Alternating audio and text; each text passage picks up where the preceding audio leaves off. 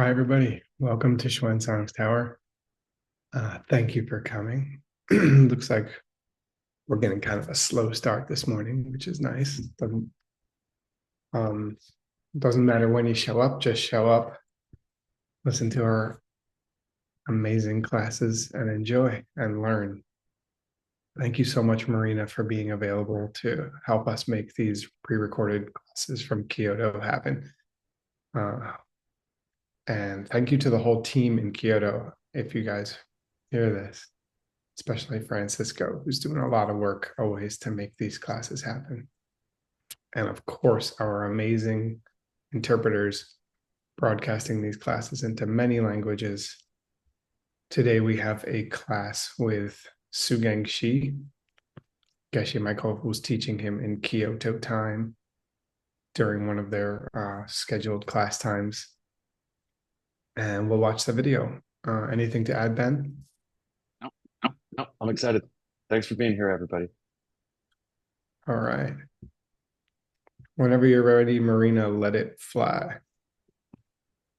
And we'll do a 15-minute discussion at the end.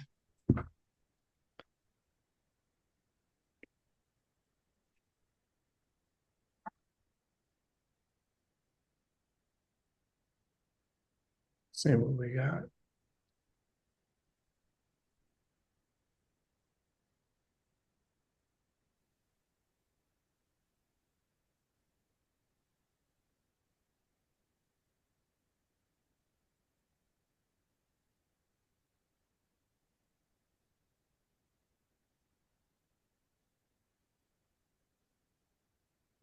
Marina, I don't know if you have audio, but I don't. Do you, Oh, Ben? I'm getting the maybe it's happening signal from Marina, or maybe it's going Not to yet. happen. Oh, Not yet. oh, oh, oh. Okay.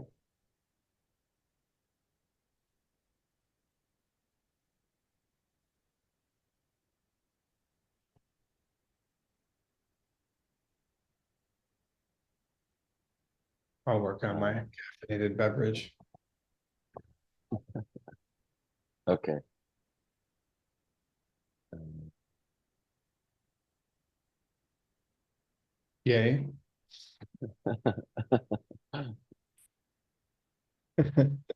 Something good. Good job. Mhm. Mm.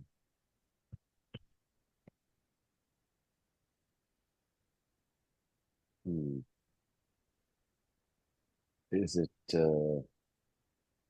worth scanning ahead a minute to Perhaps. see if something changes? Mm. Oh, cool. Is that Oman? Stump? Sound, no sound Yay. online. Oh, Wonderful. hello. We're okay? Oh, is he? We're okay. Yes, we are. Thank you. No, no, I mean, Brian says we're okay. If Brian says It's we're good. okay, I guess we're okay. Huh? no. No, it's okay. He doesn't need to. I was Yeah. about to offer bad. Okay. There's a place in Italy called Pompeii. Okay. And as maybe you know, this is a pretty wealthy Roman town from 2,000 years ago. It's next to a volcano, and suddenly the volcano exploded. No crying babies in my class, unless they cry in Sanskrit. No. So, okay. I never cried. Okay, and it was buried in an explosion of a volcano. Okay, here, this is a particular rich guy's house who was a philosopher, and he had a very good library. Next picture. These guys didn't run fast enough. So the whole town was buried very suddenly, and still we have these. These are people who actually died under the lava, and they were caught where they were sleeping and things like that. Very terrible. picture. Next, this guy was a book collector, and he had rolled up books. They are called papyri scrolls, and these are Greek and Roman classics, very similar to Sugeng's book. And they were all burned in the volcano. And they tried to open one or two of them, and they just fall apart. They just powder. They fall into powder. So they gave up to open them. And then they had a fun competition this year. And they said, if you can figure out what's inside the scroll, we'll give you $700,000. So all of these 20-year-old guys, who's the only ones who understand AI, they tried to use AI to read the ink through the ashes. It's very interesting because the ink burns slower than the paper. And there's a difference in the paper where the ink didn't burn as fast. And then they learned to do x-rays with AI, and they, they could figure out a lot of the book. And they understand this book, for example, is about how to enjoy your life. That's the guy under the volcano. And it's a beautiful book. It's really a good book. And so the reason I showed this, I saw this recently in the news, and I was thinking of Sugeng's book. So there's a similar book by Vasubandhu in the ancient collection that John Brady saved. And it's very, very strange. It's a very, very ancient, it's very corrupted, destroyed. The letters are difficult to read.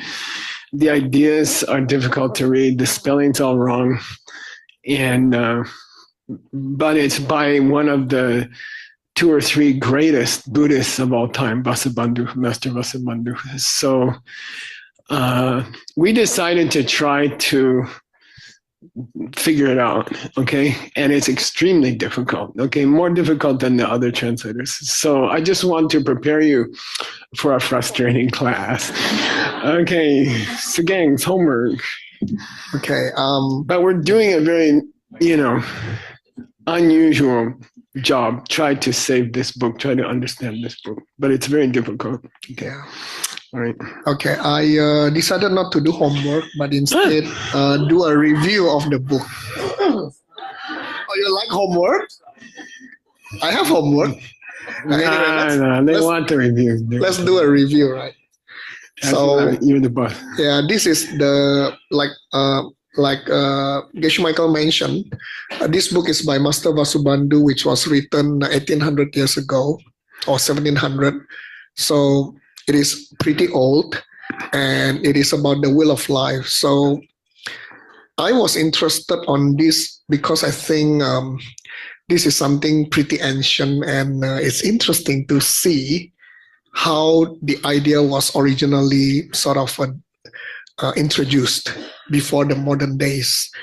And knowing that we all know Master Vasubandhu as the author of the Abhidhamma Kosha. So, and then he was pretty sort of rigid and serious in that book. But moving on to this book, borrowing Geshe Michael's term, is that he came out of the closet and started jumping around. If you were to follow from the beginning, you could feel really the jump, really the excitement of debating people. So the questions were very interesting. Do you know why the title is the first principle and the consequences and the links. So do you know why there are 2 parts? How are they related? And then we went into the first principle. The first principle, there are 2 parts. So he started to question you. Are there really 2 parts, or are they together? Which one would you choose?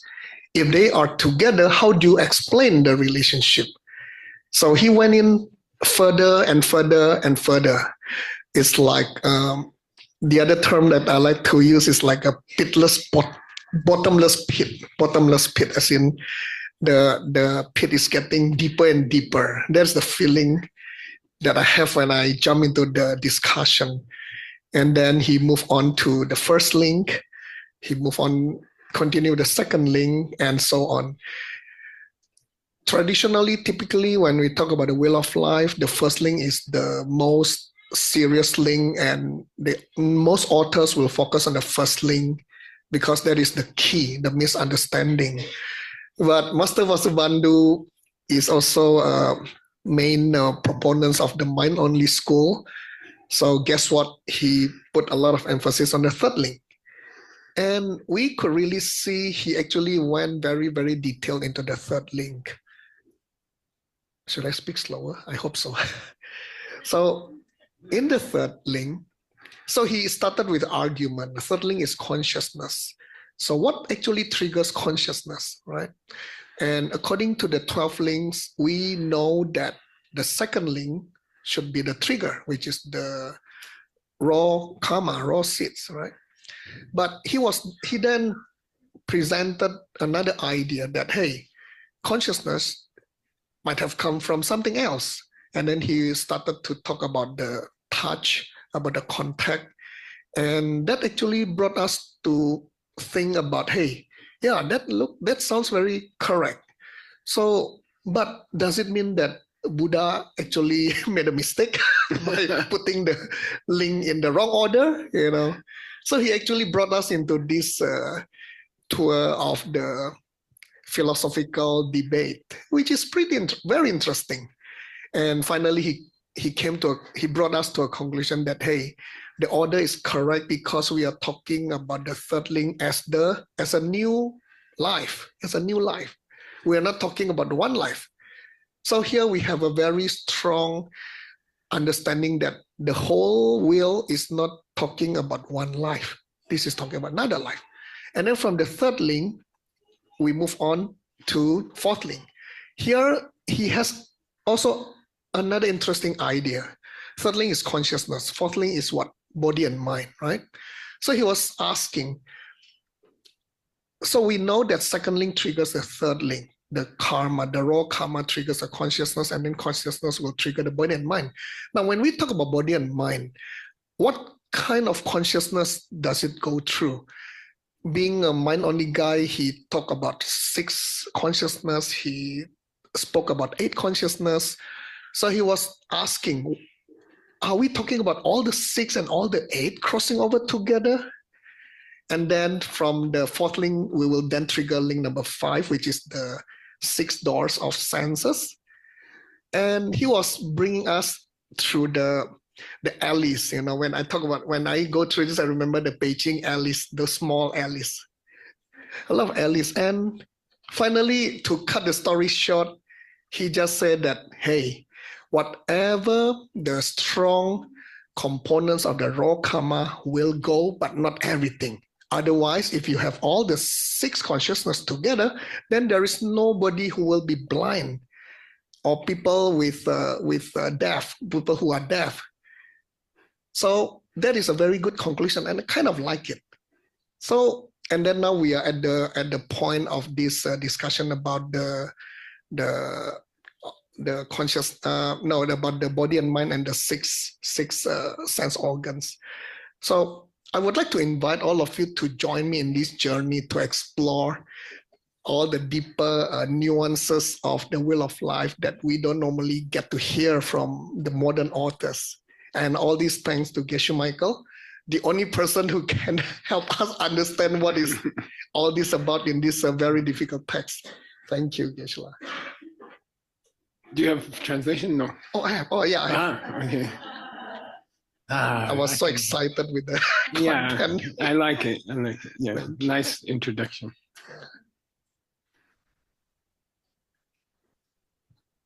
By the way, after this class, we usually have a 15-minute discussion. How can you use this in your real life? Okay, we'll do that at 1 o'clock. And then after 15 minutes of discussion, we have 15 minutes of Peachtree World News. Okay. Okay. And I will sneak out after the class, but you cannot. Because I have many other things I have to prepare today. All right. Okay. So yeah, can we have the thing projected?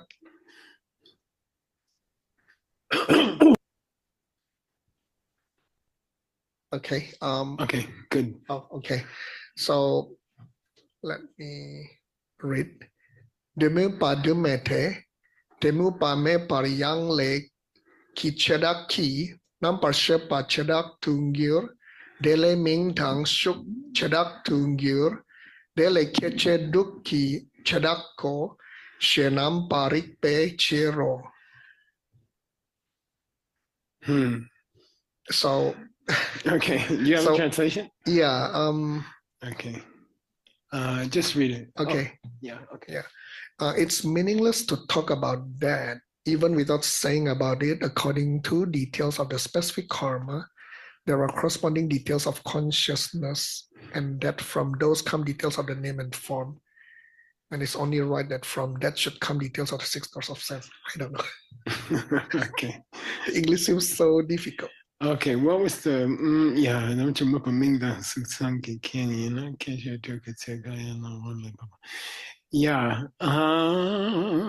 membership good. So the problem is the third link is numbership, which means consciousness. And then the fourth link is the name and form. Name and form. So if it's your consciousness from the past life, which enters into your mother's womb, and then you take a body and mind, your new body and mind, which is called name and form, which is two guys in a boat. Okay. Then when you get to the 6 doors of sense, that wouldn't seem correct, because if the causes were the same, then there wouldn't be anybody who was ever blind or deaf. Okay. So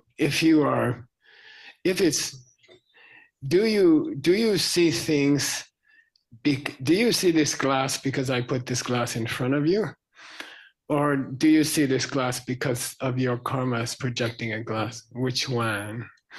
Karma. Yeah, if it was coming from the glass, if the pen was coming from the pen, if you saw the pen because the pen is coming from the pen, then everybody would see the pen, even blind people, even deaf people. If it's coming from the object, then even blind people, deaf people would see things, hear things, okay? If it's coming from you, then that sort of supports that some people wouldn't have enough seeds to see things or to hear things. So it better explains that people could be deaf or blind than the idea, which is Abhidharma, which is that if I put a red color in front of you, you will see it, okay? Which is why Master Vasubandhu sort of likes the mind-only idea. He kind of likes that idea. If the seeds are there, you will see a color and it will feel like it's outside. If the seeds are not there, you will not see a color. So in a way, you are seeing something open in your own mind.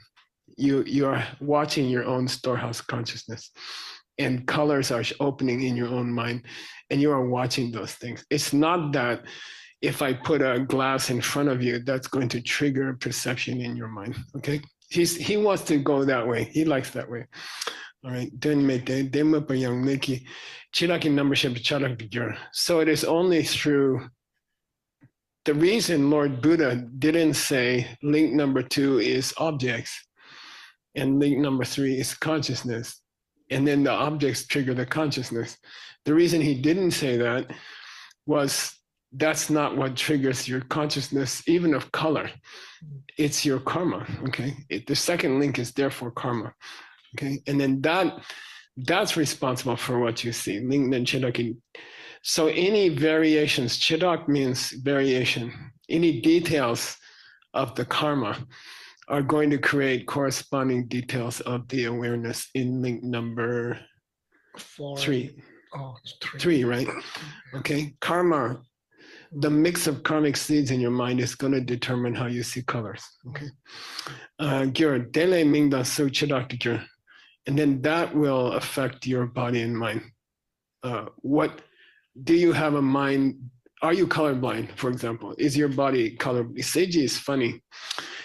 You can take him to Takashimaya, you can show him a yellow shirt and a blue shirt, and he says they look the same because he's colorblind.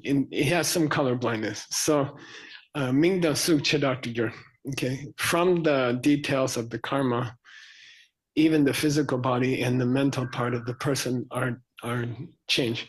And then you get details in the six, in the KJs, in the how can we say six senses and their objects. Okay, who's going to read the next one? Kelte.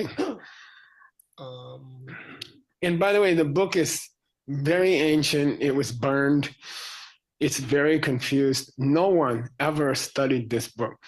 No one ever translated it. Nobody ever wrote a commentary in 2,000 years. And we're just trying to figure out the volcano stuff. Okay. It's kind of fun. Okay, Kelte.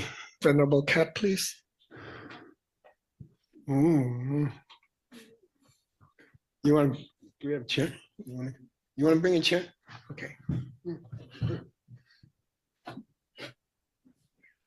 Or I could read it from down here. That's okay. Okay. Oh.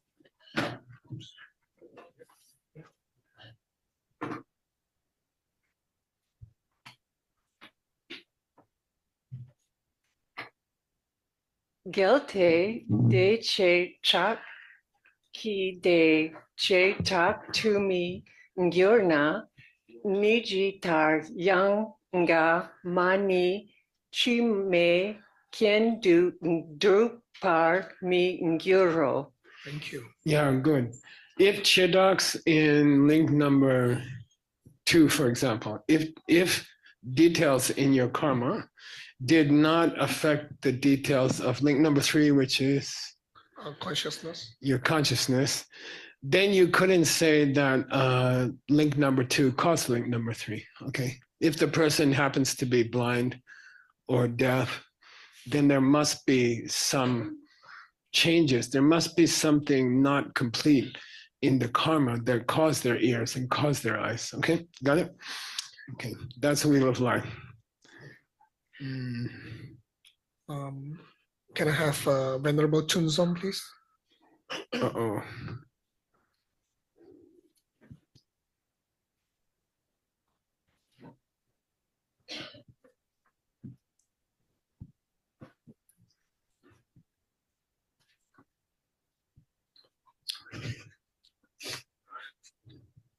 Yang Chondin de ki kungao gelte nampa shepa mei gelduma shukna she sung pande chepa jaute. Okay, cool. Is it coming into your mother's womb that gives you a mind? Or do you bring a mind into your mother's womb? Do you grow after you enter your mom's womb? Or are you all grown and then you enter your mom's room and you have a state of mind? Okay, which one is it? All right, Kelte. And he says that he quotes Lord Buddha. Chomden De means, oh, Bhagavan, a conqueror. Kungao, Chomden De said to Kungao, Ananda. Okay, Ananda. If you say Ananda, a lot of Americans say Ananda, which means Mr. Unhappy. And Ananda means Mr. Super Happy. So which one is it? Ananda. Okay, yeah. He said to Ananda, do you think your consciousness enters your mother's womb? Okay, or does it grow inside your mother's womb? Okay, and it kind of supports that if your consciousness grows inside your mother's womb, then it's less likely that you would be deaf or blind. If there's a problem with your consciousness as you enter your mother's womb, then you will be deaf and blind after your body comes out of your mother's womb. Because the seeds for being blind or deaf were created at link number 2. Okay, so if link number 2 creates link number 3, then link number 3 should create link number 4. And it's not like some kind of chemicals in your mother's womb that makes you blind or deaf. And it's not some chromosomes or things like that. It's your karma that you carried from link number 2. Okay. All right. By the way, I tried to find this quotation. This Vasubandhu is writing 2,000 years ago. Many, many sutras were lost after him. So we don't have this particular sutra. I couldn't find it. We have a database. It has 3 million pages. We can search it in less than 2 seconds. Nobody in history had this capacity, and this is because of John Brady's project. We should give him a hand.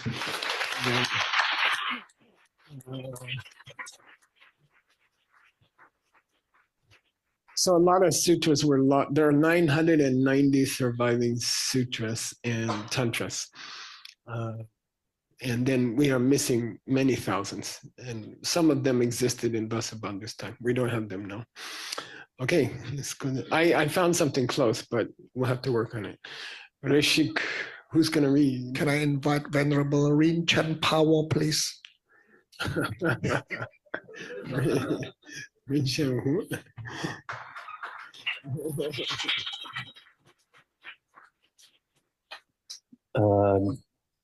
Geshe Geldu Ma Shukna Shejawa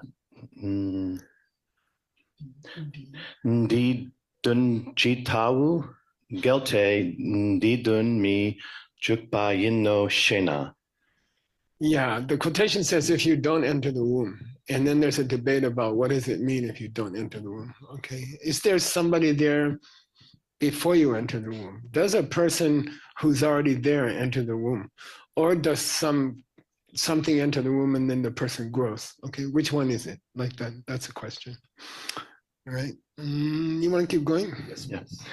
Kewar Ning Tsem Ning Cham Jorwe Nampar Shepa Ni Nima Man Du Nyal Du Jukpar Rick Pa Mayengi. Yeah. Is your mind created like a mirror? Okay, when you put an object in front of your mind, does that create a thought? Does that create awareness? And that's what people in the West would say. You know, your mind responds to stimulus. You see a color blue, and then your mind takes on some kind of blue aspect, and you can see blue. Okay, and in Buddhism, that's the question: is it your karma? Is it because of your seeds that you see the pen? Or is it because the pen has been put in front of your eyes that you see the pen? Which one? Yeah, so if it's that your karma creates the pen, then the details of your mind should be carried from before you entered your mother's womb. Okay, the development in the womb, problems with the development in the womb are not starting in the womb. They start before the mind enters the womb. They are karmic problems in the mind.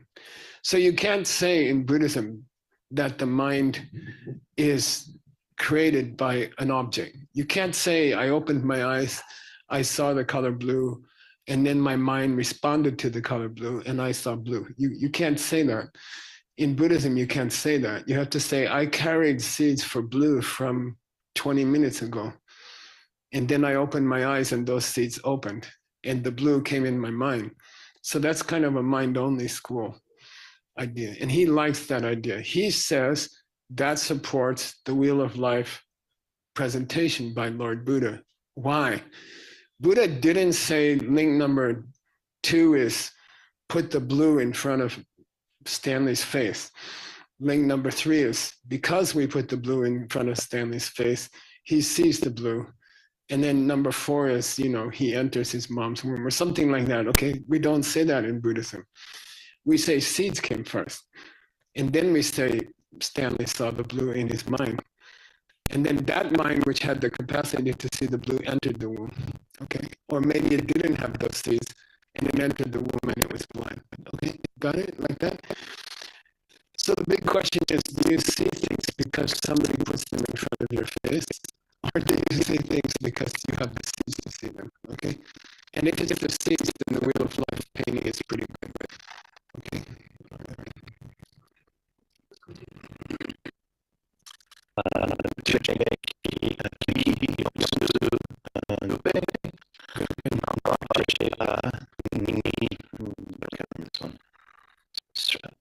I see it. I'm just doing how you say it. Sipa Varma Parmi, Parma Parmi, Parme Gyunki Gi good. Me Gyel Du Nyal Du Jupa Yimpa Rikde. Okay, good. What's Duce? The raw comment. Yeah, raw karma, link number 2. Okay. Unripe karma. It's like when you first put a seed under the ground. Okay. Much later in the wheel, link number 10, that seed is ready to crack open and open into a new life. Okay. Duce ki, that raw karma, fresh karma, Yongsu Gupe. What's Gupa for $100? Except word. Wait. Gibson's getting fast word. You know, when you have a lot of kids, you start to slow down. Okay. Gupe. Yeah, it means what? Smeared, yeah. And by the way, the classic example is when you have a cloth bag and you keep incense sticks in it. And then later you take the incense out and the bag will still smell like incense. So in the mind-only school especially, the bag that you put the incense in is represented by your mind, okay? And then the seeds are smeared. What behavior? If you lie a lot or you hurt other people a lot, that's like some kind of stinky incense. And then you put it in this bag and then it gets smeared into the mind. Okay, that's mind-only school. So he says here, it kind of makes better sense if you say that the consciousness arrives in the vicinity of the mother's womb.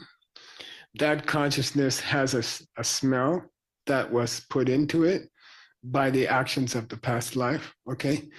And then you enter your mother's womb with the objects ready to open in your mind, okay? Which is like the smell it come out, okay? Right? Sipa Parma.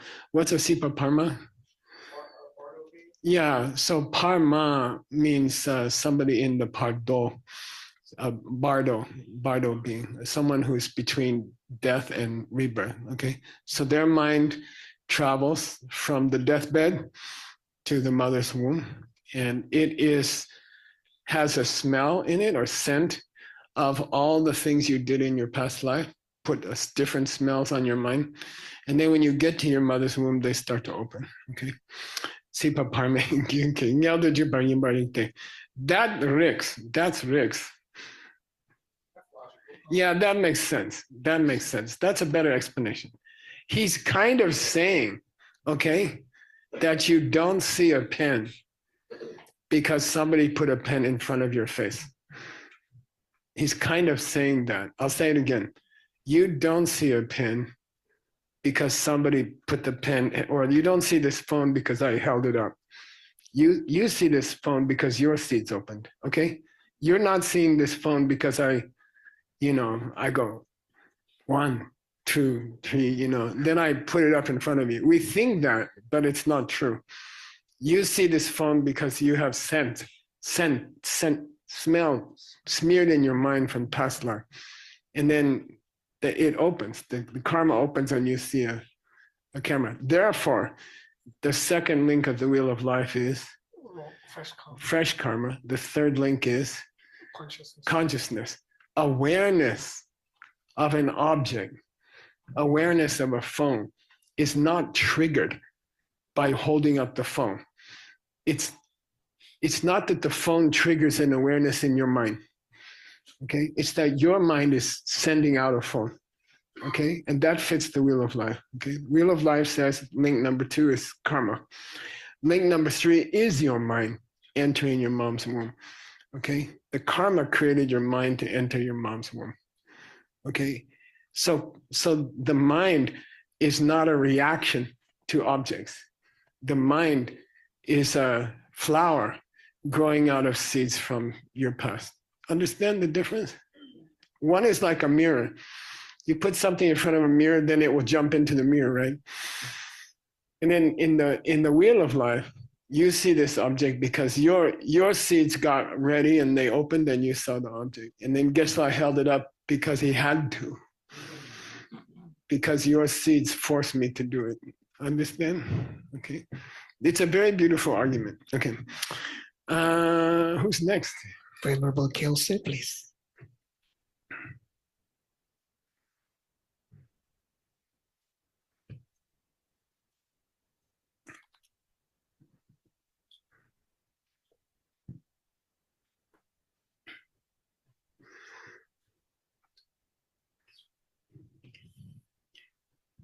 Duje ki yong su. Dedang. Sorry. Dedang.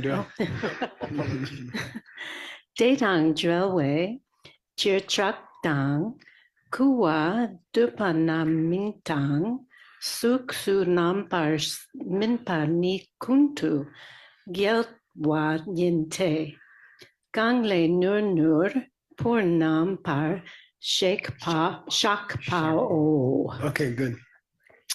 And then you can keep following this thinking. Okay, you can go further with this thinking. Delwicher, it's connected. Chak means blood, and it means your mother's menstrual blood.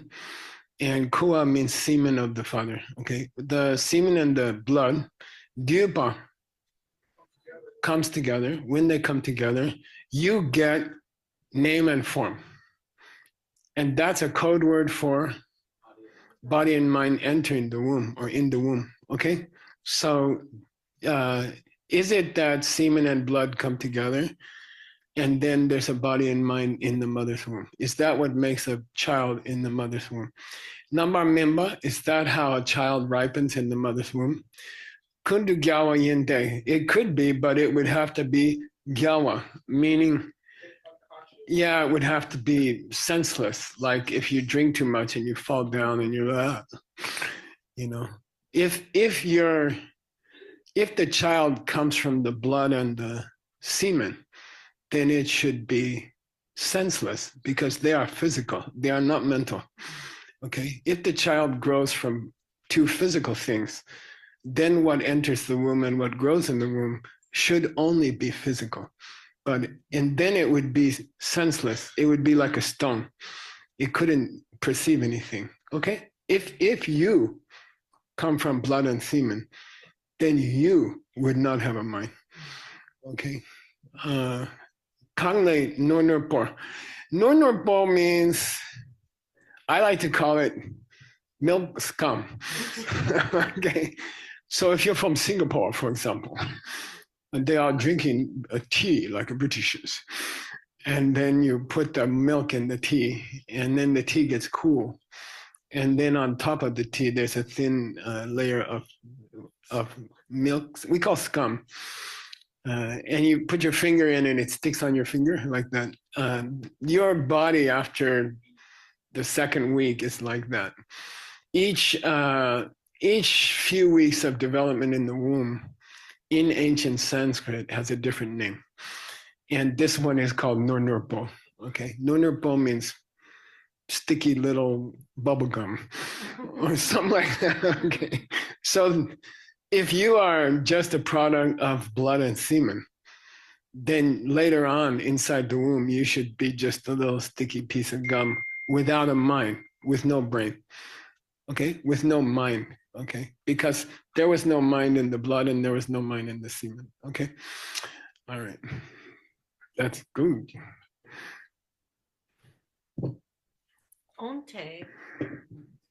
Onte don me di don me nyal du menyel mình nghèo, nghèo, mình nghèo.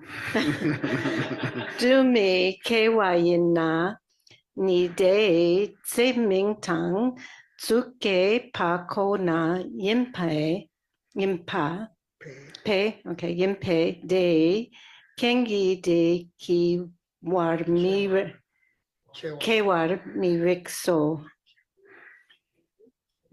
Yeah, didn't my means inside of your mom. Ma means mom. Okay. My first Tibetan language class, I was it was Shantideva, and I was trying to get into the class, and I had like 3 days of preparation in my life. I didn't know any Tibetan, and but one of the teachers was my close friend. So he said, I said, I want to come to the class, Shantideva class. Then he said, but you have to speak Tibetan. And I said, well, I don't know any Tibetan. And he said, come to the exam. There's an oral exam by the main teacher. And if you pass the oral exam, you can come to the class. And I said, well, how can I pass the oral exam? I don't know a single word. He said, just come, I'll take care of everything, you know. And then, so I came to the examination. There's 3 teachers, 3 lamas there, very great lamas. 2 of them are very, very high Vajrayogini reincarnations. And so who became my close teacher, Tenzin Chinle, he said, okay, here's your exam for entering the class. Then I said, okay. And he said, how do you say mama in Tibetan? And I said, mama? He said, good. How do you say papa in Tibetan? I said, papa? And he said, you passed. And that's why you can study Shantideva. Okay. That was 1973, okay? Before the blood and the semen even thinking to come together for you. All right. So he says, so then the guy says, well, if you don't need your mother's womb, then how come people don't just pop out? You know, anytime the blood touched the semen, then if you don't need a womb, then the person should just pop out, right? Okay. He's giving argument back. Okay. Then what's the point of the womb? Why you have to go in the womb? Say Ming Dang Suk Kepa Kona. Ming and Suk means the 2 guys in the boat, your body and your mind, inside your mom. Okay. So therefore, I think it's wrong that you just need karma to enter your mom's womb, because there is a womb. We do go through the womb. Okay. All right, next. Dele kyang nam mashiwar du nam Mashipardu. Mashipardu. Yeah. Nam parshepan ni mingtang suki kiengi nupur tenpe de jitar ning tsam. Jorwe nam parsheparum. Yeah. Okay. Delekyam namma shipadu, until the time that you die, namba shepani, your consciousness, mingdan suki kinki, because you have a body and mind inside your mother's womb, ngopar tembe, because it can take on that form, chita ningsam jorwa. Ningsam jorwa means a special verb that we don't have in the West, and it means to make the crossing between death and rebirth. So we don't have this verb in English, for example. We call it make the crossing between death and birth, okay? Who makes the crossing if there's no mind and body until you get to the womb? Then who makes the crossing? What makes the crossing? Okay, that's the question here. Number Sheparu. Kishala, we were sort of confused with this and is that correct here? Which one? Nam. Yeah, that nam is correct. And it's a very rare word that means when. Okay, in that position at the beginning of the sentence, it means when. Okay. It could be the first part of Namka, and it could be the last part of a question ending in in, or the third choice. It in a very rare ancient language, it means when, in the beginning of the sentence. Okay. All right. Next. Can I invite Jamie Plante, please? Who? Jamie. Oh.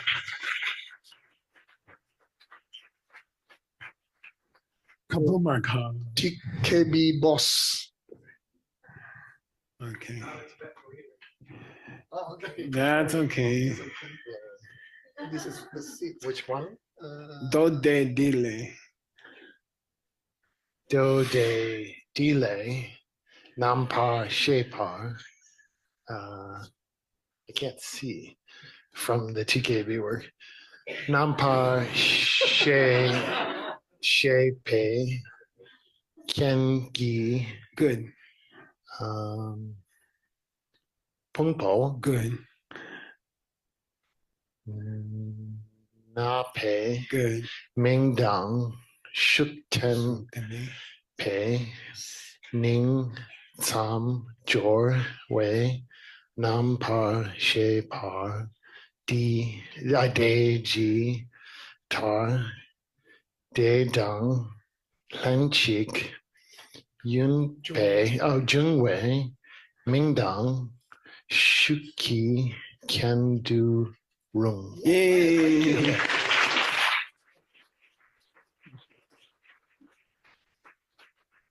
So in the wheel of life, there's two people in the boat, which is your mind and your body as they grow in your mother's womb. Okay. So if the third link is your mind as it enters the womb, right? Then the cause would exist at the same time as the result.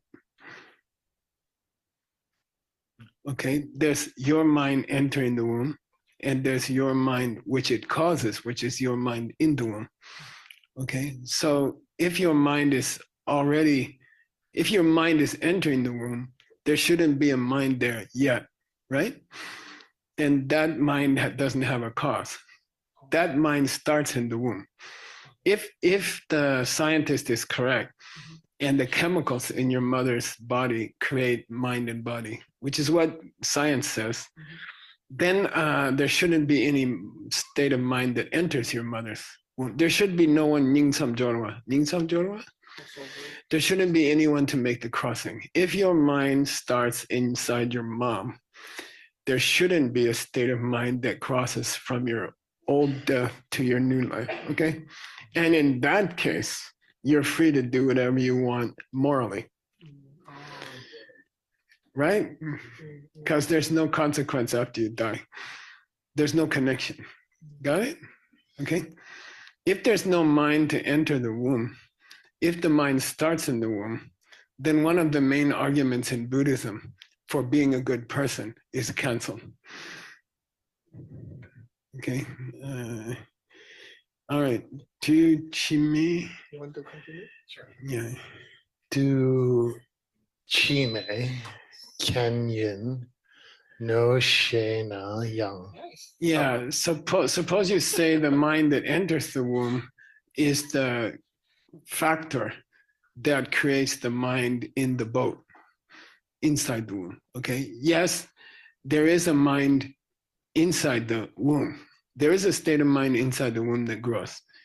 But that doesn't mean there's no mind before you enter the womb. It's a flow. The mind flows from past life into the bardo, and then that mind flows into the womb. Okay, so we can accept both. There, you had a mind that crossed over from your past life to your new life, and then that mind enters your mother's womb. Okay, and so the earlier mind is the trigger for the later state of mind. Okay, cool. All right, Ona. Deidu Ki Ming Dang Shu Ki Ken Kang Yin. Yeah, generally speaking, mind has to create mental events and physical stuff has to create physical events. Okay, mind can flow into mind. But to create a brick or a stone, you need physical elements, okay? So now he's switching around. He says, look, we don't see how the baby, we don't see how the blood and the semen of the parents can create something which is not physical, which is the mind of the baby. And then he says, oh, the mind of the baby is flowing in from the past life. And that's creating it. And then we switch it on him and we say, well, then who's making the body of the baby? You know, did the body come from the past life? Because the body's shape, the body's capacity, the body's attractiveness or ugliness is created by something. It's not created by the chemicals in the body. There's a reason why everyone comes out of their mother different, physically. Okay, all right. Means Sankayan. Who's gonna read the next one? Can I invite Valeria Fefilova? Ooh. Okay. Oh, cool. All right. Okay.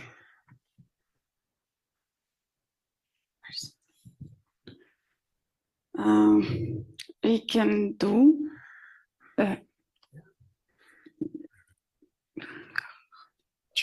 che.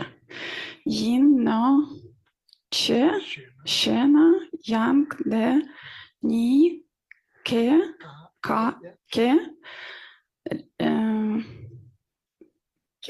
kem. Yin pa yin pe chir chi nam pa che che pa ya pe yan la da par ya cha. Nice. Okay, good. Okay. The trigger here, and sometimes we're saying trigger for Ken, right? Sugeng. The trigger here is Duce. Fresh karma, link number 2. Okay, the trigger for body and mind in the womb is link number 2. Okay, somebody says, I think the trigger for body mind is the fresh karma from link number 2. And then we say, does it cause the body or the mind? And they say Nika. It's both. That fresh karma is a trigger for both the body and the mind in the mother's womb. Then we say Chi number shipping yen la tapacha. Then why did you call it a factor for consciousness? Okay. Why do you refer to it as creating consciousness? What's he mean? Anybody? Yeah. You say 4 was created by 2. Then why do you say 2 is also the cause of 3? Because 3 is mind only. 3 is only the mind. 3 is only consciousness. Okay, link number 3 is only consciousness. He says your fresh karma at link number 2 creates the body and mind, the 2 guys in the boat who enter the mother's womb at number 4. And we say, okay, that's fine. He says fresh karma has the capacity to create both body and mind. Okay, that explains everything. Then we say, then why did Buddha put a link between them, which is only mind? Got it? It's very quiet. If you're teaching meditation and people won't shut up, ask them one of these questions. All right. Okay, next one.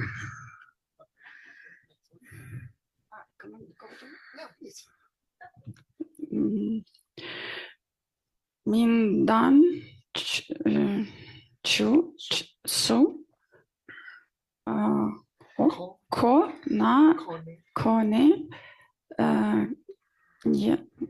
kien du che me ma in te de dan sa ke chik ma in chi ma dan kya ke par yan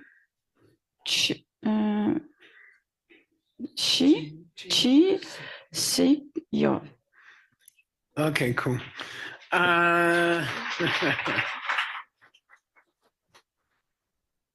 So in general, things, when they go in a flow, the first instant creates the second instant creates the third instant creates the fourth instant. So Ming and Suk, the two guys in the boat, body and mind, is link number 4. And we say it's only, and by the way, word here is the word, the book is so ancient that Kona is placed in a different place.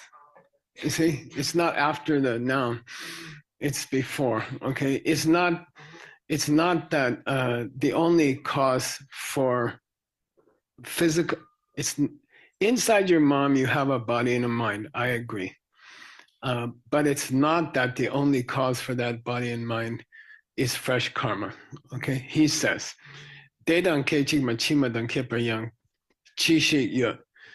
because they're not the same thing. Fresh karma, is it physical or mental? Mental. Neither. Okay. It's neither. Okay, I'll say it again. Link number 4 is body and mind, physical and mental stuff. Karma is mental or physical. It's neither one. It's a potential. Okay, I like it. It's a maybe will happen. Okay, karmic seed is a maybe will happen.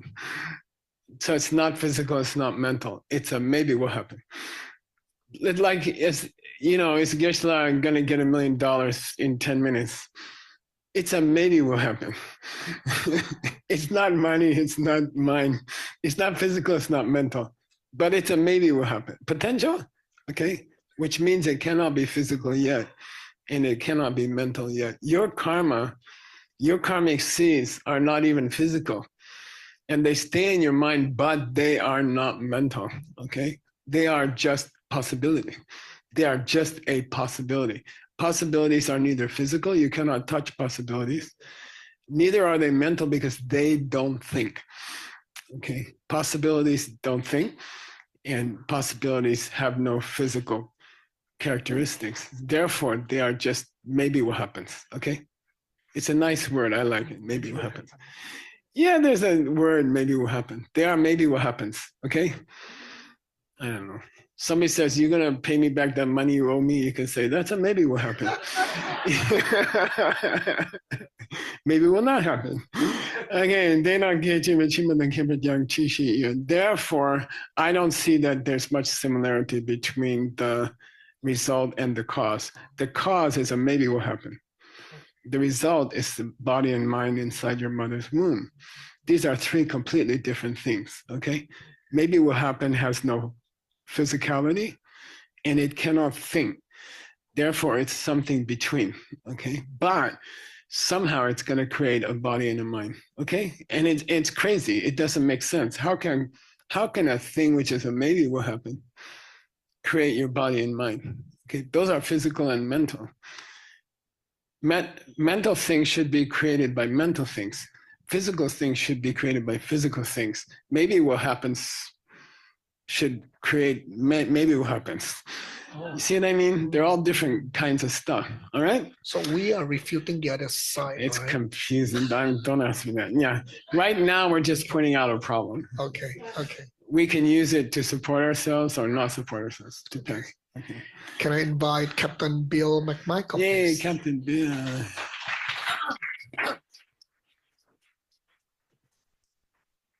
Captain Bill is an airline and military and many other plane pilot and trains people to fly planes. So he's going to fly the plane. Yeah. No, I think I can. Oh, I got some glasses. I don't know if they work. Try. No, I think I'm okay. Okay.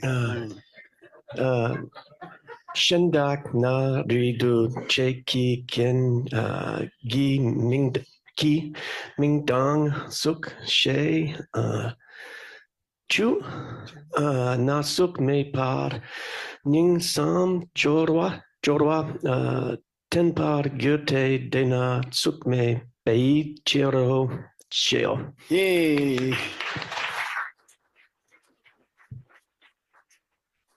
By the way, Captain Bill is one of the original 3-year retreatants. He helped build Diamond Mountain. We should give him a hand. Yeah. And he just got back from the overseas study program, which you are supporting by buying the last paintings left. Okay, so they don't have to carry them back to wherever they came from. Okay, Shendang Nare. Shendang Nare means what, Sugeng? Yeah, somebody else comes and says, Dujeki Kienki, the trigger called fresh karma, Mingdeng Suk She Je Na, if you refer to it as name and form, okay. What about when you ning sam jorwa? What's that mean? When you cross over. What about when you cross over into the suk me kam? Yeah. Then what's going on? Okay. So if you say that fresh karma skips link number 3 and creates body and mind in a person in the mom's womb, then why can't people in the formless realm have a physical body? Because they're also created by fresh karma. Got it? If fresh karma has the capacity to create a body and a mind inside your mother's womb, then why should anyone be born in a formless realm? And formless realm, and there's supposedly places where you mostly just have a mental body. You have no physical body. You are born in a place and you are a mental creature. You are a mental being. You are like a spirit. You have no gross physical body. You do have what? Prana. We say you do have prana, chi. You have chi, and that is physical, but it's almost not physical. Okay. So he says, if link number 2, fresh karma, can transform into body and mind by the 4th link, then why is anyone ever born without a body? Because everyone has fresh karma. Okay, got it? And Jorah Tembergyute, Dena Sukme Bichiro. Because in that formless realm, there is Sukme. No form. People don't have physical body. Okay, all right. Let's go. By the way, word, I was chewing on this next 3 syllables. I think it's unte. Okay, I think it's apostrophe O-N-T-E. Okay, it's one of those Pompeii scroll things. Okay. Onata, unte, nampar, shepai, kengi, mingdang, suk, kyang, chupar, michawar, gyote, suk mepa, na suk me bei jiro. Then he comes back with something cute, okay? And he says, okay, well, since link number 2, which is fresh karma, sometimes does not produce a body and mind. Sometimes it produces just the mind when you're born into the formless realm. Then I guess we should cancel link number 2 also.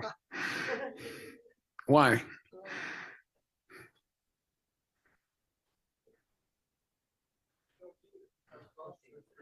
Because the function of link number 2 is to trigger link number 3. Link number 3 is body and mind. Okay. Sorry. Yeah. By link number 4, link number 3 has created a body and mind, right? By link number 4, link number 3 has created a body and mind. You want to cancel link number 2 because sometimes it doesn't create a full body and mind.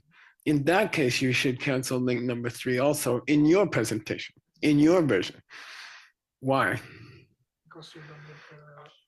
Because consciousness isn't physical. How can something which is only mental create something physical and mental? If you're going to ask me to cancel link number 2 because it doesn't successfully create a body and mind, then I think you should cancel link number 2 because it did create a body and mind and it wasn't physical. Rikpa Gotsung. Got it? You okay? You all right? Yes. If you're complaining that a body and mind cannot be produced by something purely mental, then, and therefore link number 2 cannot be the cause of link number 4, then okay, then cancel link number 3 also. Because it's something that's only mental and it creates something physical and mental. And don't complain that link number 2 is lousy, because when it causes a person to be born into the formless realm, they don't have a form. Because your link number 3 is also lousy. Why? Because you have the opposite problem. You have a body and a mind coming from something which is only mental. Same problem. 1 creating 2, or 2 not being created by 1. Same thing, same problem. Stop complaining. Stick with the 3 links. Stick with the Wheel of Life painting. Okay, got it? Okay? Okay, I think now, since we have perfect silence in the room, it's a good, I usually leave and let the teacher, right? Is it time? Okay, right. So we're gonna mark here. So I'm gonna ask Sugeng to translate for next time. Okay, Unte, got it? Jitarik, right? Duce, Chinyi, Jagat. I like the Jagat. Okay. Jagat, I'll give you a clue. Jagat says, if your position is correct, a dead duck should still be quacking. Oh, okay, dead duck. A dead duck should still go whack, whack, if your position is correct. I'll give you the end. Now you have to figure out the beginning. Oh, one more thing. I'm supposed to, before this class finished, the university. So for many, many years, I taught university level courses like the one you just suffered through. That's a PhD course. And that you cannot get anywhere in the world, I think. And then people ask me why you don't start a university. And I said, because it takes millions of dollars to start a university. And, you know, that's the law. But many, many people came to me and said they want to study this thing and get a credit, like university credit, okay? So I had a foolish lady from China called Zhou Xiaobing, and she offered to build the university in Sedona and a branch in Kyoto if I will design the courses. And so I said, I'll design the courses. And I did. And they're good stuff. Understand? Good. It's a good university course. There's a picture. Did you get my picture, Francisco? I sent you one on email. Yeah, this is our trip to Princeton. We had classes. Should I tell you the truth? We had classes across the street from Princeton, but you can say we had classes at Princeton. And this is where I studied at Princeton. This is one of the houses that I was a member of, okay? And so we're trying to build a university like that. Western universities basically are just Greek and Roman knowledge. That's all, okay? And they say university, but they're not. They're just 2 languages. They're based on Socrates and Plato. That's all. And they ignore 300,000 classics of Asia, okay? They say nothing about them. At Princeton, you cannot take a class in the classics of Asia. I tried. I was there for a long time. And so anyway, we thought to have a real universe, right? One world university, you should have the knowledge of ancient knowledge, the ancient wisdom of the Greeks and Romans, but you should also have the ancient wisdom of China, India, Indonesia, Singapore, okay, Malaysia. You should have the Asian knowledge also. So we designed a very unique university, and you can get a degree. It will be not, we're working on the accreditation, which means you will be able to get eventually a degree which is recognized in the United States, for example. Okay, but it's a 5-year process. It's a lot of work. Okay.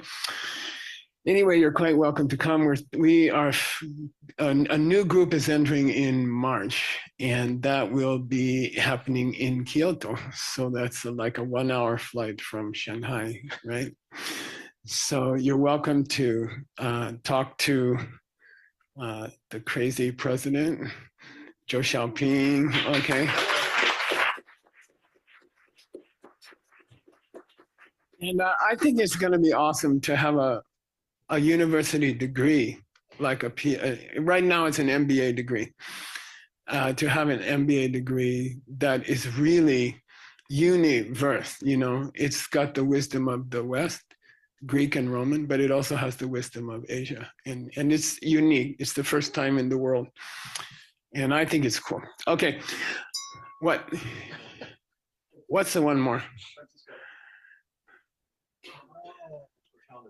Oh, yeah. So poor Rob. I asked him to arrange my calendar for next year, okay? And every single hour, if you heard me, raise your hand. Every single hour, raise your hand if you heard that. Raise your hand if you heard me say every single hour. Raise. Okay, so I won't get an email or text from anybody asking for an hour for 2025. Every single hour is booked. And it took about 3 or 4 months to do the calendar. And it was extremely painful and difficult. And so anyway, he finished. God bless him. And I think we should give him a hand. Yeah.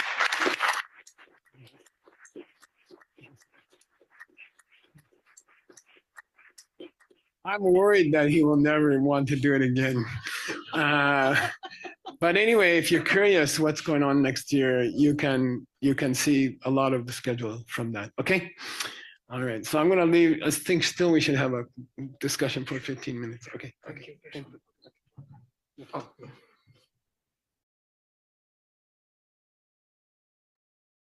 Hey, we can keep it playing because Sugeng unfortunately cannot make it this morning, but he did do a 15-minute discussion followed by the Peachtree World News. So if we do have footage of that, which I think we do, we can keep it going. Marina, do we have footage of that?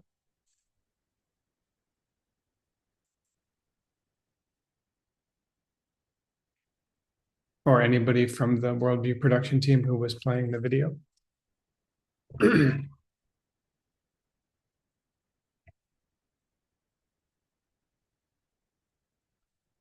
Give it 1 second.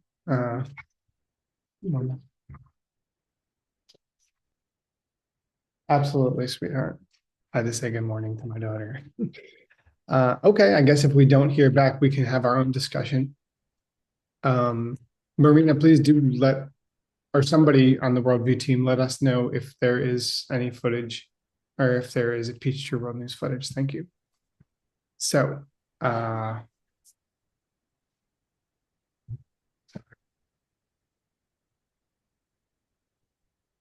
anybody have any thoughts, practical aspects of this particular book? I'd love to hear your thoughts. Personally, I have a hard time seeing the practical aspects of this book in particular. But I do love to hear what people come up with. And don't be shy.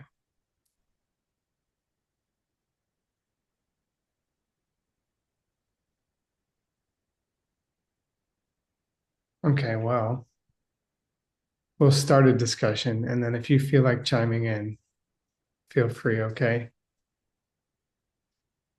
I mean, mostly what we were covering today was some of the principles of consciousness and whether or not it occurs in conjunction with the presence of objects, or whether or not it throws forth the objects themselves, or whether or not objects are thrown forth and then consciousness arises simultaneously, which is kind of either one can be fit neatly into, I think, the modern psychological perspective. And it's complicated. I'll just share something with you guys. The very first time I heard Geshe Michael present the idea of the pen, which is this very famous concept that, gets many people hooked into the ideas that he teaches and, these ancient ideas that we study. And when I heard it, I was like, okay, like big deal. Like everybody knows that it's not that, you have to label it a pen. It seemed to me like basic psychology. And I think maybe because I wasn't able to exactly receive the profound implications of the idea right off the bat.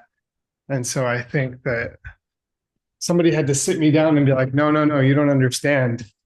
What's happening is that they're saying that the world is completely subjective and that everything that appears to you is being manifested by your mind. Not just that your mind is like giving it a name, but it's already there, but actually being manifested by you. And that kind of like blew my mind to kind of understand that difference between just giving a name to a thing that's already out there, or somehow in some way there's some source code that I'm programming with my mind, and that's making reality happen the way that it does at all. And it just kind of blew my mind and seemed impossible in a way, because I've been raised with this Western scientific point of view. So the practicality is the basis for everything that we talk about here, which is that if that's true, and it's not just that I'm interacting with objects that already exist, but rather on some level creating the world that exists around me, and there's some kind of reason that things appear the way they do, then if I could learn and hack that source code, that's pretty practical. Then I could create the world I want.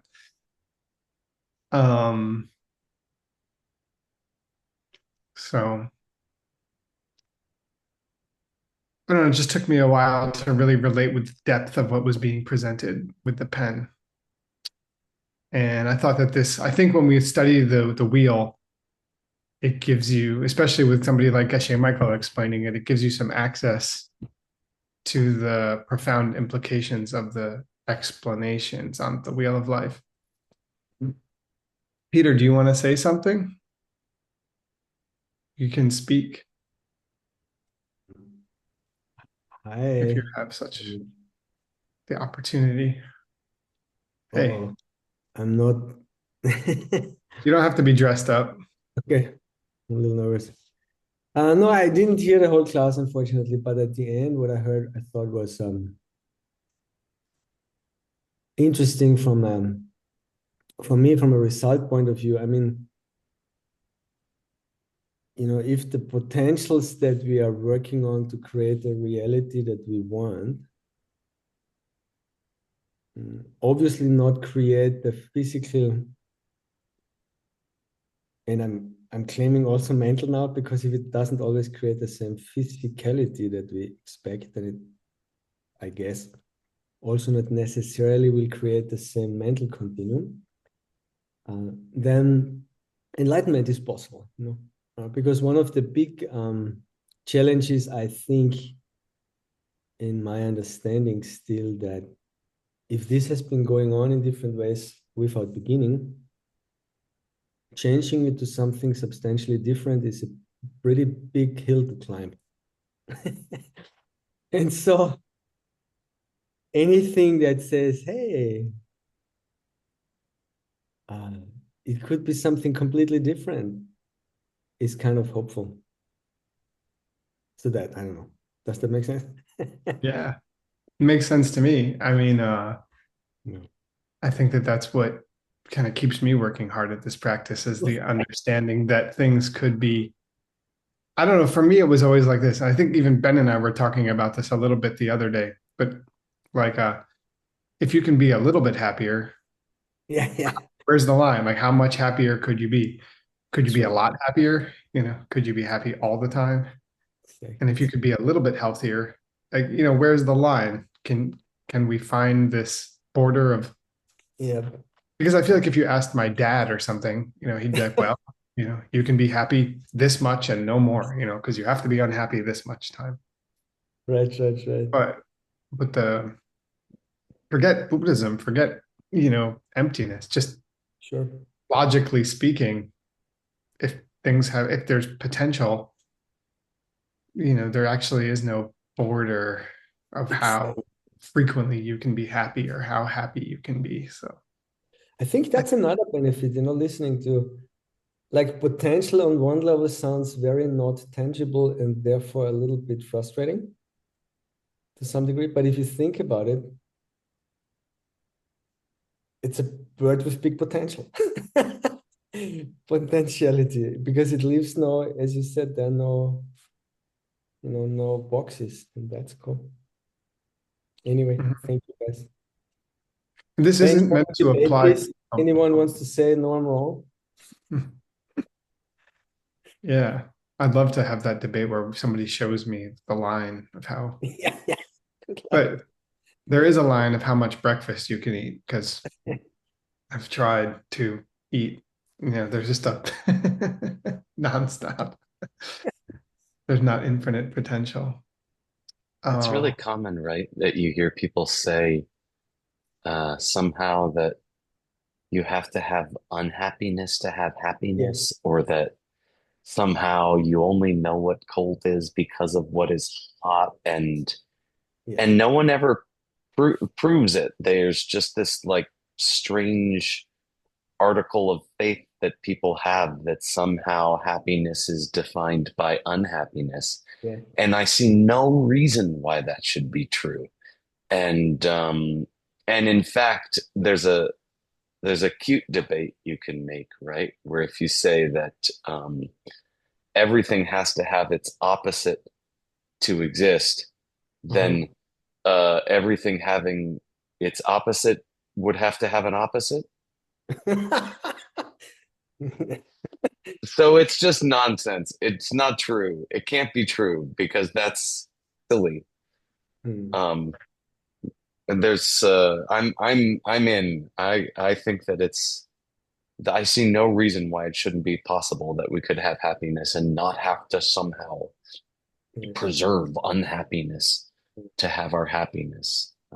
It's just a silly thing people say.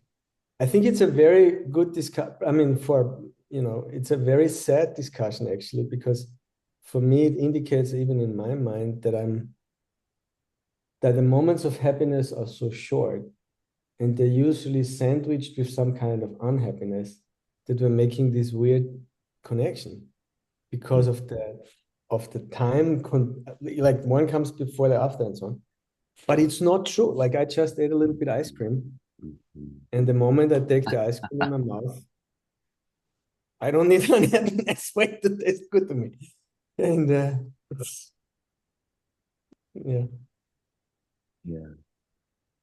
that the fact that it doesn't last doesn't mean that you have to have unhappiness. Yeah, it'd be nice to make it last. Yes. Yeah, I'm in. If that's available, I choose that, please. Exactly. Democracy would be so good if we could do it like that. Okay. Democratized reality.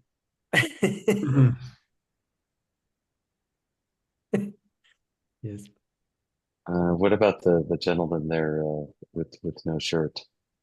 He looks like he would be That's a good not me. participant. No shirt.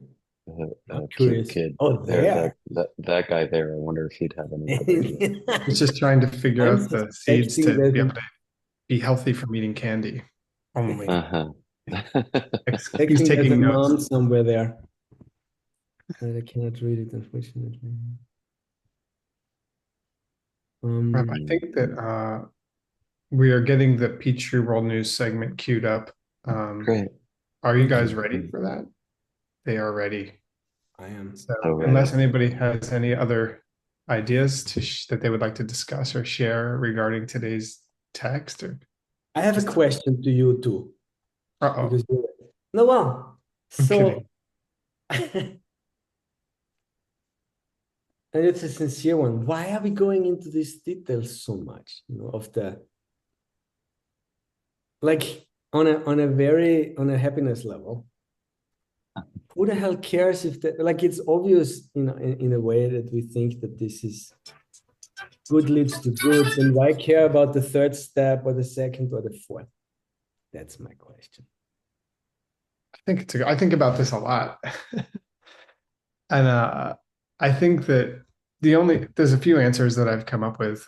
I think about this with respect to why we study such details of all of the, and also with what, if you've ever spent time at Sarah, you wonder sometimes why they spend so much time doing some of the things that they do. And I think that the answer is not actually super simple. I think it's straightforward, but not simple. I think that our minds as humans are confused in many, many different ways. And I think that we live in, our world is super tangled up. So I think the more approaches that we can take to try to, use intellect or feeling or certain, ideas that evoke certain kinds of feelings or thought processes to kind of attack the hold that we have on reality existing a certain way, probably the better.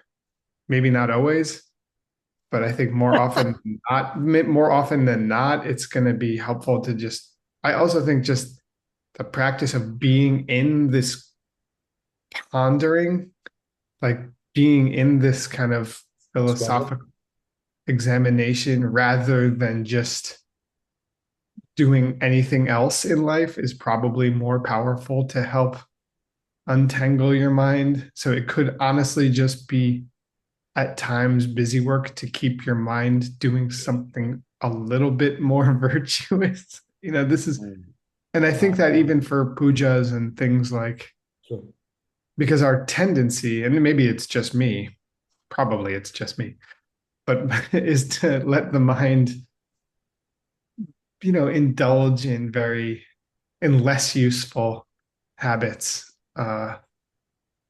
So I'll translate that for me, Nick, because I like it and I think I need to hear it. You're basically saying, dude, you don't have enough renunciation to understand in how much problems your mind really is. Not exactly what I'm saying, but that may be the case. But what I'm saying is just the mind's tendencies, even if you have a lot of renunciation, it's just hard to untangle the grasp that we have on reality as existing a certain way. So I think what I'm saying maybe is more the wisdom component than the renunciation component. And also, more than anything, the habitual tendency of the human mind, just habits.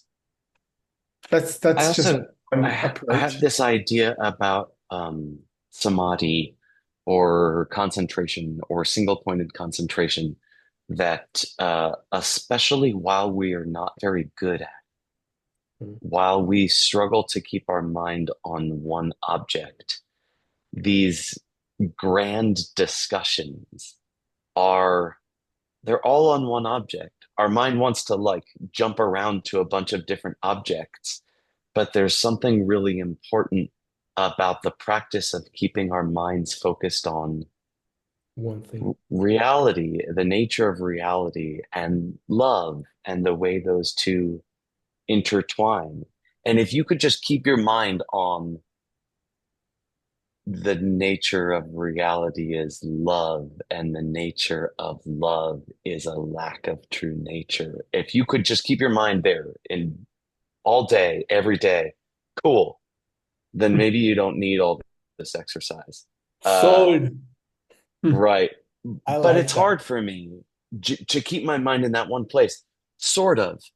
But I have tricks that help me, like spending an hour where we talk about all sorts of objects around the the edges of that topic. We are talking about that topic. That is all we talked about for an hour.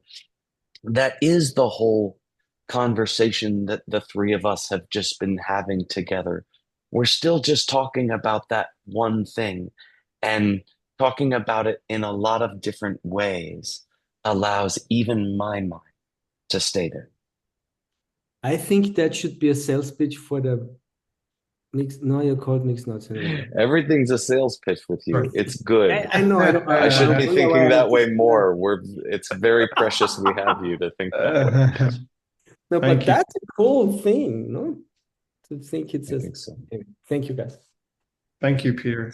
I think we could do the Peachy World News today because I know people are here on the schedule and I'm on the schedule. So we will. And they mostly, some people only came for the Peachtree World News, and they're tired of the rest of this, and so they're ready.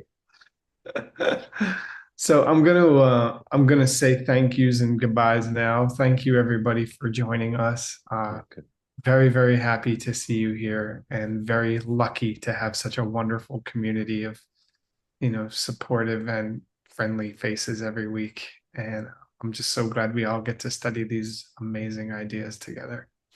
We'll give it to the tech team to play Juan's Peachtree World News, and we'll see you on Monday.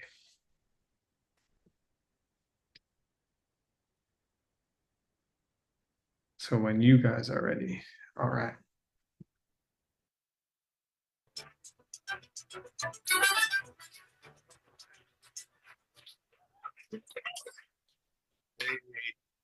Thank you. Thank you so much. Okay, so wonderful experience during this event, Steps on the Path, December, Kyoto 2024. Thank you so much to all the participants that are here live. I don't know the exact number, maybe Tim knows, but what is it about? How many people in the room? 200 kind of? 275? That's wonderful. So I would like to share with the people in the live audience, but also online, this poster. The first image, please, because we are broadcasting from this wonderful event. So thank you, team, for having organized all this. It has been just wonderful. To me, it just went so quickly, so fast. And also to let people know online, as you know, these events, these translation classes are broadcast online, where we are at. And now for this, for all of you who are here live, I would like to share next picture, please. Okay, yes, these classes where Geshe Michael and all the Mixed Notes translators go through this ancient wisdom text happen every week. They happen, usually we say Monday and Saturdays, but if you are in Asia, it's Tuesday mornings, Tuesday mornings and Saturday nights. If you're in Asia, if you are in the western part of the world, it happens Monday afternoons kind of thing and Saturday mornings. So you can follow them, no charges, join, enjoy, learn if you can. Honestly, what I do, and I really recommend people to do, I cannot pay attention very well during classes. I'm running around and doing other things. So then I rewatch the classes. I prepare and study. I'm confessing. That's the only reason why I sometimes know the answers of the questions. But I encourage you, you can do it. Some people come to me and they say, what do you do? And I tell them, and you can do it too. Just go, we upload them to YouTube, and there are other ways you can get the recordings, and it's wonderful. The content you will learn, it's unbelievable. Okay, so moving forward, events that are coming up. Our dear friend Gail says she should be somewhere here. Yes, she's organizing an event, a retreat in Diamond Mountain for this upcoming New Year time season. As we presented last time, it's just a really sweet and wonderful place to be. If you're looking for a place where you can go quiet and get some practice put into, apply it into your daily life, this is really a great retreat center where she was the director for many years. So she's a great, person to tour you around these wonderful lands of Diamond Mountain. And in February, we're going to have the Bhagavad Gita course with YSI. Earl and Sarah are somewhere there behind in the audience. You can talk to them. They just produce a Hatha Yoga Pradipika 4 event. It's one of the most amazing events I have been. So thank you so much. Keep going, keep doing it. And you can join. It's going to be most likely in Sedona during February 6th to the 10th. We are also organizing an event for those of you who may want to join. It's going to be online and most likely also live. If you happen to be in Sedona, you're welcome. But we are planning this event for the 31st of December, where we are going to be celebrating all the great, great work that the World Bee organizations have done during this year, and also the upcoming exciting things that may be coming up for next year. Soon we will be reaching out. Everyone should be invited or welcome. Everyone should be welcome to participate if you want. I don't know yet exactly how it's going to be possible because it's only going to be a 1-hour show, but we'll try to figure it out. And if you want to reach out, if you want to share something with the international audience, here we are sharing our information. You can follow up in our social media, but you can also email us if you want to talk about something, if you want to present a project. Just reach out and we'll find out how to accommodate you into the schedule. But please, that's the idea. You should feel welcome to reach out and we'll figure it out from there. Okay, and last thing, as you may have heard from Lindsay, I don't know if she's around. Oh, yes, there you are. She's running this wonderful project. It's the Good Night Book Club, where, you know the story, you get signed up, you get the books, you get to read, you get to sleep better. It's a whole strategy to how to improve and enhance your personal life and practice. But what we want to do is to collect testimonials from people who are actually trying this practice. I like to see it as a practice. It's not only a project, it's like a practice you do. Some people go deep into the practice of meditation. Some people go deep into the practice of study. I think we should do them all. But this is one of the practices Geshe Michael this year has been emphasizing a lot. So please, if you give yourself the chance to try and you get to see good results, share with us because your example could inspire other people to try as well. And you can upload your testimonial there if you feel, called to do it. Those are the general news for now. Next time we'll be presenting next Monday. You can tune up, as I say, follow the social media or just come to classes, even better. And for the special interviews of today, I want to welcome to the stage dear Stanley Chen. Please welcome him. I move aside. He's going to be talking with us today about, is that microphone on? Yes. Very, very cool projects. I haven't seen you much during this retreat, really, but in a way, it's my fault. I've been very isolated. I was healing from a throat thing, but I'm fine. Don't worry. I stay a little bit away. But tell us, what you've been cooking all these days in your headquarters? Let me text you first. Text me? Yeah, what does sushi say to the bee? What? Sushi? Yeah. Say to the bee. Yeah. Oh, it's a joke. What? He's not here. Wasabi. Wasabi. Wasabi. Oh. it's not working. Okay. No. You gotta watch the videos. Yeah. Okay. I hear something about that, but I didn't understand it. Anyway. Say it. Okay. Yeah. Can I bring the next slide, please? So wait. Oh, wait. Not this. The one. other one. The other yes. One. No. The other one. Next. Yes. Yeah. So just to follow what Geshe introduced about DSEU, there are 3 new programs coming up in next March, Kyoto, Sakura time. I'm gonna just give you a short introduction, and then my colleagues can give you much more details later if you're interested.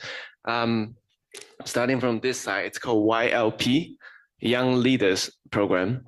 This is for students who are from age 18 to 23.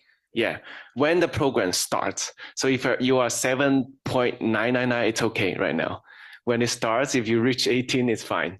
And this is the first time we start basically a younger leaders group where they can learn the best from the West and the East, like Geshe Michael just mentioned. And then the second one will be the second MBA group. Oh no, yeah, same slide. Yeah, same. Yeah. If you are someone like Juan who just started their business, I'm just reached over 18, so now I'm in the second. No. I think you feel MBA better. So if you like just started your business, you are fresh, and then you want to get some more management skills. Thank you for the compliments. Combining both, and I think you're doing great in the news Appreciate it. program.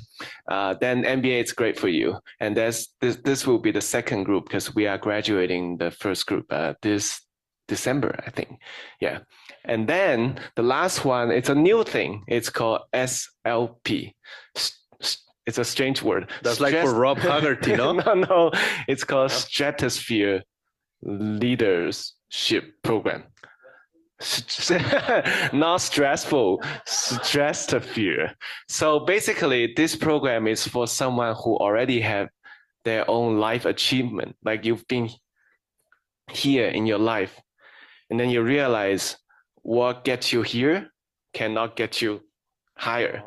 And that's when you join the SLP. And this is basically this is the most advanced group of these three. And our DSCU boss just came back, Xiaoping. And then all our colleagues, can you wave your hands? Emma, Sonia, and Dinara. And there's beautiful place outside if you want to know more information. And if you want to sign up, this is the time now. Before the Sakura opens, it's the good time to sign up for this. Okay, that's it, Juan. Wonderful. And what I can say from my side is when I have had the great luck of going to some of the DSCU events or classes, wonderful, amazing. And it's not only the classes, but also all the extra curriculum activities that bring wisdom. And also what I do appreciate a lot is deep connections that I can see form around the group. Yeah. That has been wonderful. So if you ever had a chance to attend one of the classes, or even better, if you can and want to sign up, extremely great. Thank you so much. And thank you, Xiaoping, for what you're doing. Yeah.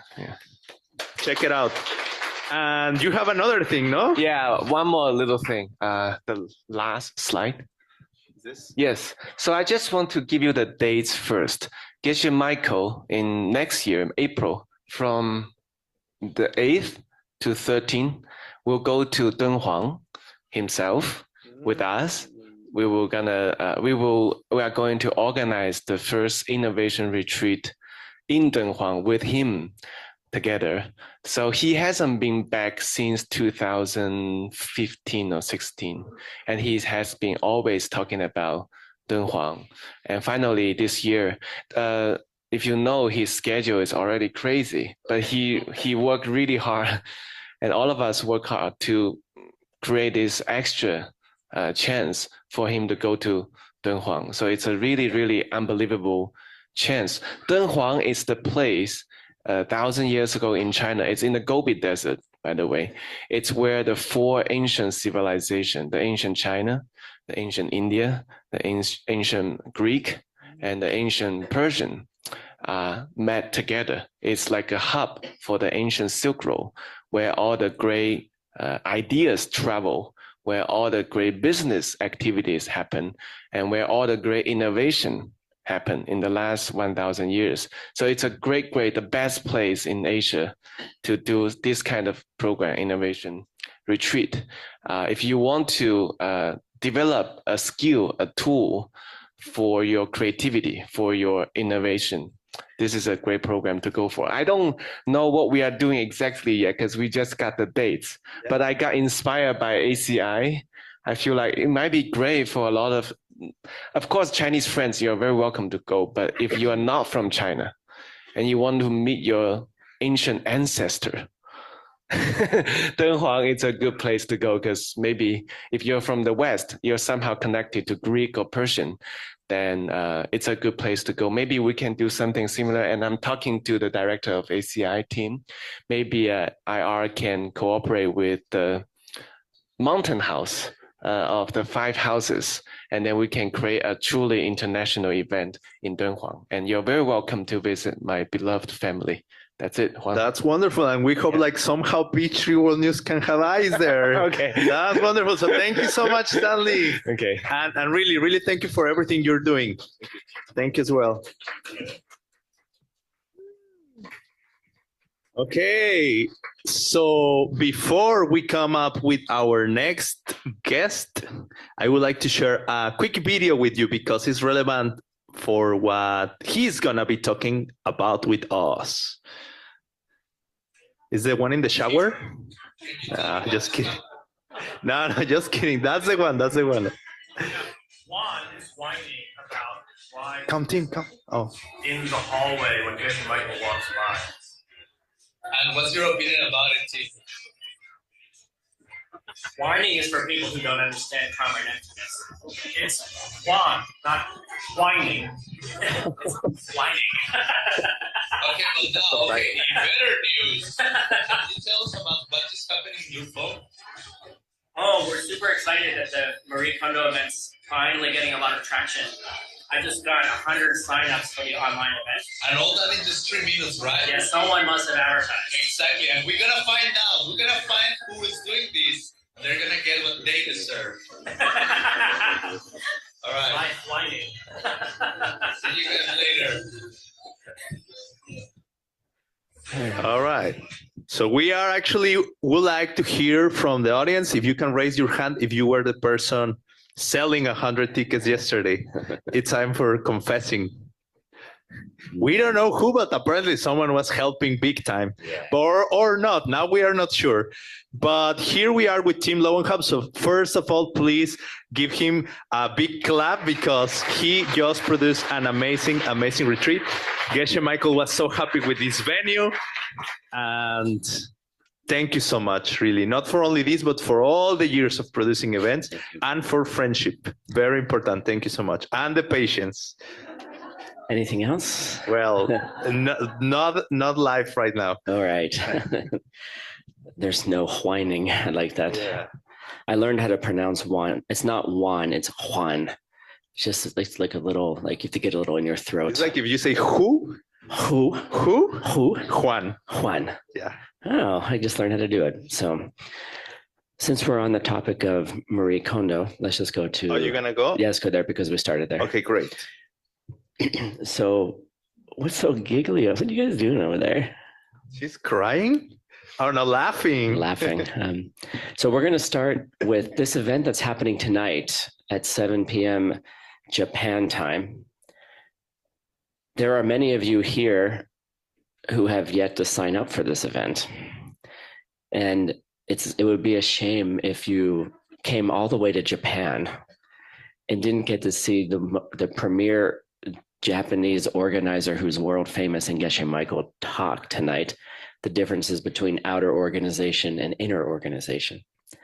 And as I said, if you cannot afford that $70, let us know and we have some scholarship money for you. All right.